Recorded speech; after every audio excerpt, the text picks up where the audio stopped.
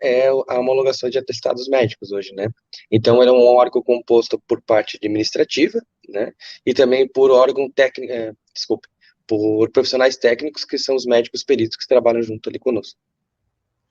Então, por exemplo, eu sou servidora e adoeço, né? Tem alguma doença, estou doente, não posso ir trabalhar. É para quem que eu tenho que levar? Tem um médico me atesta que eu preciso ficar afastado alguns dias. Qual será é o meu procedimento ou de algum familiar? O que que eles devem fazer? Ok. Primeiro, nesse ponto, quando a gente recebe um atestado, né, procurar uma ajuda médica, esse médico que está nos dando atestado, ele é um médico assistente.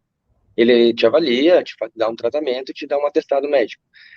Quando é direcionado para a biometria médica, o médico perito, ele vai analisar esse afastamento, esta patologia, e referente à tua parte ocupacional. Então, quem define e homologa definitivamente o seu atestado é o médico perito, no caso da biometria médica, através dos seus técnicos, né? Hoje, o envio é preferencialmente pelo portal do servidor e ainda estamos recebendo por e-mail também, que são as duas alternativas que a gente está recebendo pelas plataformas digitais. Então, facilita muito a vida do servidor. No portal do servidor, por exemplo, já tem um passo a passo de itens que tem que ser preenchidos, juntamente com os anexos dos documentos, e também pelos e-mails, que também facilita também que todo smartphone tem um e-mail vinculado, que tu pode tirar uma foto e compartilhar, ou escanear, mandando pelo próprio e-mail no computador também. São as duas plataformas digitais que a gente está recebendo no momento. Então, eu estou doente, eu estou fazendo isso porque às vezes a gente fica doente e os familiares não têm ideia de como fazer isso, né? Então, Claro. eu estou doente, estou lá em casa, bom, eu não posso fazer nada, não tenho, estou sem possibilidade de exercer qualquer tarefa e função. Aí tem um atestado. Aí um familiar meu e tal entra no portal do servidor e entra com a minha senha, ou, né, enfim, ou eu mesmo entro lá no portal do servidor e entro na minha conta lá, me identifico com a matrícula, senha, e aí posso, ou vou num link separado. Como é que é isso? Isso, então hoje a gente consegue acessar o portal do servidor, onde nossos colegas consultam o contra-cheque, né? Ali, por exemplo, Isso. é um local que a gente consulta.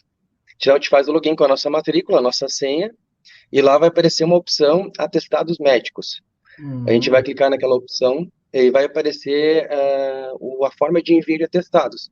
Lá vai ter alguns itens a serem preenchidos, como data de início de afastamento, data fim do afastamento, o médico que emitiu, o CID da patologia, os anexos que devem ser colocados.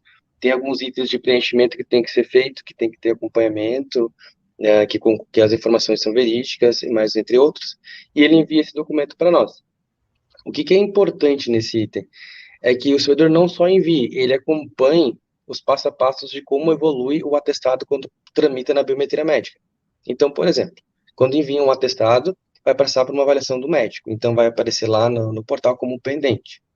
Após o médico avaliar e deferir, por exemplo, o atestado, vai aparecer como verdinho e homologado o período que o médico concedeu. Ou vai aparecer um agendamento de perícia, por exemplo, que ele deverá comparecer na biometria médica presencialmente para a validação do atestado. Ou também pode aparecer circunstâncias que os médicos peçam exames, raio-x, teste de Covid, por exemplo, que não foi enviado. Então, é vital e muito importante que os servidores acompanhem, depois do envio, a tramitação de como está o andamento do seu atestado na biometria médica também. E isso também vale para os e-mails. Quando a pessoa envia, né, o colega envia o e-mail com o atestado, deve-se olhar, né, diariamente a tramitação de como está o seu atestado, porque pode ocasionar pedido de informações e também agendamento de perícias médicas, né? Isso é muito importante. Eu acho que até recomendo que façam pelo portal, né? Que é mais fácil de acompanhar, inclusive, né? Inclusive, Porque o que tem dado problema sim, que tem dado algum problema, são exatamente as pessoas que às vezes não conseguem acompanhar o atestado, mandam por e-mail e daí acham que está tudo certo, e daí não está bem certo, faltou alguma coisa. Então é importante esclarecer duas coisas, né, Mano? Se eu tenho um atestado de 10 dias, eu só vou ter 10 dias mesmo se a biometria homologar. Ela pode pedir documentos a mais, pode pedir perícia e pode, inclusive, reduzir esse período. correto. Essa função do médico perito, né? Que nem comentei ali no começo, ele vai avaliar a sua parte da tua patologia juntamente com a teu desempenho ocupacional. Então, ele pode manter o que o médico assistente lhe deu, pode diminuir, inclusive também pode aumentar, dependendo das circunstâncias que ele avalia. Às vezes pede complementos de informações como exames, para ter melhor avaliação desse sentido, dessa patologia, uma perícia presencial, para entender às vezes uma situação que o médico colocou um CID num atestado, o exame está com outras circunstâncias ou outras patologias, e chama o servidor presencialmente para avaliação médica, para definir se mantém, se diminui ou se aumenta. Eu vou pedir aqui que quem está nos acompanhando, que tiver perguntas, pode escrever ali no chat, porque é bem importante, com as dúvidas que tem com relação à biometria. Então, e não precisa, eu sou do tempo antigo, viu? A gente uma vez tinha que pegar um papel na escola para entregar o atestado da biometria, daí tinha que ir presencialmente. Passei por todas essas fases.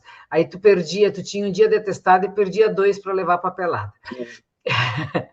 Era um caos. É cômico se não fosse trágico, mas enfim, a informática e a tecnologia chegou para nos ajudar nesse sentido. Então, mas eu tenho que informar a chefia, né, do meu afastamento. É de bom tom, né? Isso é importante, mas também com um detalhe. A sua chefia deve ser informada que, né, que você não vai comparecer ao serviço por atestado médico, porém, o sigilo da patologia não é obrigatório a revelação. A única obrigatoriedade é junto à biometria médica, que é o órgão pericial. Então, isso é importante também salientar, né, que a patologia, a doença do servidor somente fica constado na biometria sob forma de sigilo, né, porque há questões médicas, mas deverá informar a chefia, com certeza, do seu afastamento. Essa história do CID, por que tem que ter CID, Leonardo? Você respondeu aqui um pouco, mas é bom a gente explicar. É um tema, às vezes, bem polêmico, mas é bem simples de a gente poder explicar. Existe, sim, a questão do CID, sobre a sua preservação. Só que muitos colegas, muitos profissionais da saúde, às vezes, não entendem um pouco. Mas, para exemplificar, a biometria é bem parecida como se fosse o INSS, mas o INSS dos servidores. Então, a gente tem a nossa ordem de serviço, também existe uma resolução do CFM, que também fala sobre isso, que não é obrigatório a revelação do CID, porém, quando se tratar de perícias médicas, que no caso é a biometria, que é um órgão pericial, o médico assistente, ele é obrigatório ele revelar o CID, o diagnóstico, porque se trata de perícias médicas. E também, o profissional de saúde, médico ou dentista, se o servidor pede que esteja constando o CID, ele também é obrigado a fornecer. Por que esse ponto, às vezes, é um pouco delicado, né? Que nem eu comentei, a chefia, né, por exemplo, imediata ou local de trabalho não precisa saber das suas patologias, sim que a pessoa se afasta, né? Mas o médico, o perito, precisa saber. E o órgão pericial também precisa saber a sua patologia, que nem eu expliquei antes, né? A questão da parte ocupacional com a sua saúde. Então, todos os dados que estão mantidos na biometria são mantidos sob sigilo. Então, é um órgão pericial que mantém sigilo médico, né? E isso é importante ressaltar. É por isso que às vezes tem essas questões de CID, porque os médicos acham que vai mostrar para a chefia, vai mostrar para o empregador, e na verdade está entregando para um órgão pericial, como se fosse o INSS. Ok, aqui nós temos a Caroline, que ela faz ela descreve aqui que ela adoeceu, ficou muito debilitada em virtude da influenza, o atestado era de 10 dias, ele recebeu apenas 3 da biometria, ela recebeu, não tinha condições de trabalhar e a biometria não pediu perícia, um desrespeito. Já havia consultas, exames comprovados, laudos médicos, e ao invés de pedir perícia, me mandaram voltar a consultar, eu acho que era isso. Voltar a consultar. Esse é um ponto também bem importante. Tem um decreto municipal, né, se não me engano, 21.918, que trata sobre os afastamentos. Porque essa questão dos 7 dias, né, para a Covid, por exemplo, e 10, e depois procurar novamente o médico. Isso é importante ressaltar que se você em 7 dias não melhorou da Covid, provavelmente, a possibilidade é bem alta, que tem alguma complicação. Pode ter evoluído para uma bronquite, para uma pneumonia. Então, não é só a questão do seu afastamento, é a questão da sua própria saúde. E se no 7º dia você não está bem, por isso que existe essa recomendação de procurar novamente o médico, para que ele reveja o seu tratamento, se está sendo eficaz ou não, se teve alguma complicação ou não, se pede algum exame ou não. E justamente nesse período também, um novo período de afastamento.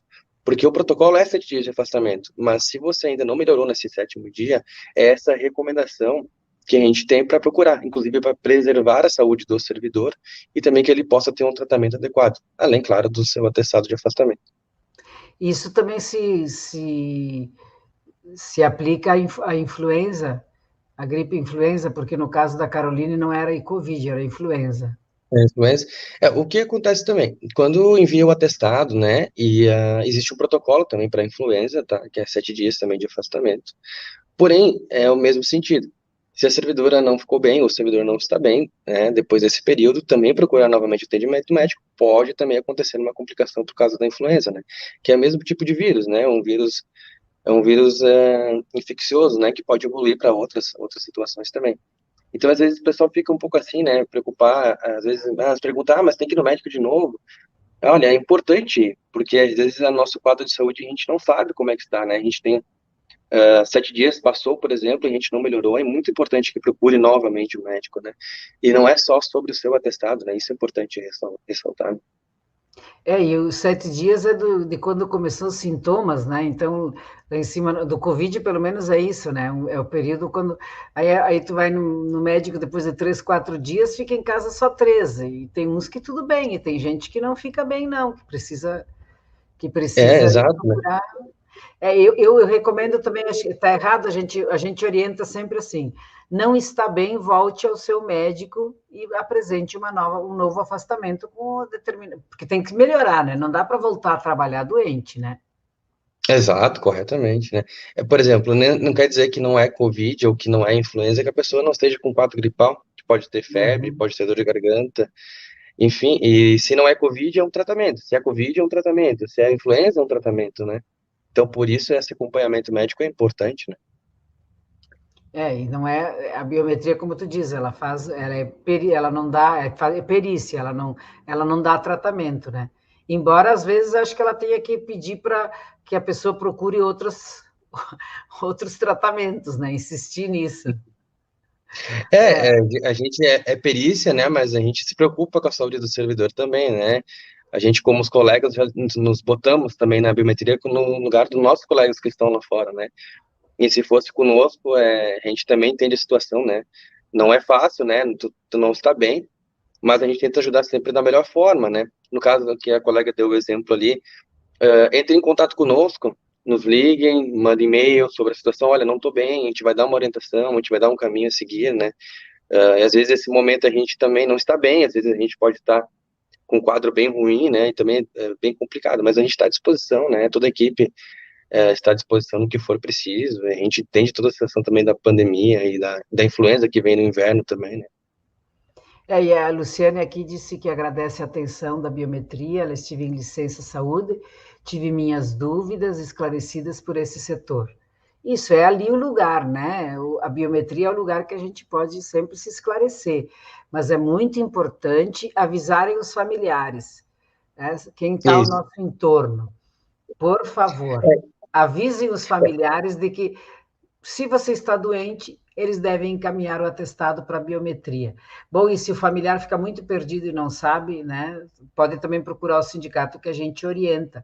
Porque às vezes eu sei que as pessoas ficam doentes, meu pai ficou doente, não sabia o que fazer, daí não encaminha os atestados, daí, enfim, mas sempre se resolve, mas é melhor assim, né? Fica mais tranquilo. A gente, por exemplo, nós somos, para vocês terem uma ideia, a gente somos em 5 agentes administrativos, comigo 6, que trabalham na parte administrativa. A gente comporta ali, atende 7.000 servidores, né? É importante também o papel dos departamentos pessoais, que eles nos auxiliam nessas dúvidas que os servidores têm, que os familiares têm. Então, os departamentos pessoais e suas secretarias também nos auxiliam quando for possível, né? A nossa demanda é muito grande para atendimento de 7.000 servidores, né? E às vezes numa secretaria que são 1.000, 2.000 servidores, um departamento pessoal pode dar um auxílio melhor também. Então, acho que é um trabalho em equipe, né? Departamentos pessoais e biometria médica. Normalmente, os servidores estão mais próximos dos seus departamentos pessoais, né? Às vezes, os contatos são mais rápidos, né? Então, também podem contar com eles também, que eles estão para auxiliar todos nós. E o acidente de trabalho também é com a biometria? O acidente de percurso, com quem que é? Essa é uma dúvida também que gera bastante, né? É um trabalho em conjunto. Então, a primeira etapa, que é aquela comunicação de centro de trabalho que ocorre, ela é encaminhada ao SESMIT, que existe um posto avançado dentro da biometria médica. Então, vai para o SESMIT, o SESMIT faz uma avaliação, né, sobre o acontecimento do acidente e nos encaminha. Aí, nesse momento que a biometria começa a atuar, que a gente vai chamar o servidor para uma perícia médica, que daí o médico perito vai estabelecer o nexo da lesão com o fato acontecido. Por exemplo, machuquei a mão direita no acidente de trabalho e fui fazer perícia médica que estava dando meu pé. Não estabelece nexo, porque o acidente foi com a mão e não com o pé. E essas definições do que aconteceu, claro, às vezes mais complexas, né? Mas esse é o papel do médico perito, avaliar o nexo do acidente com a patologia apresentada. Mas é um trabalho conjunto em SESMIT e biometria médica.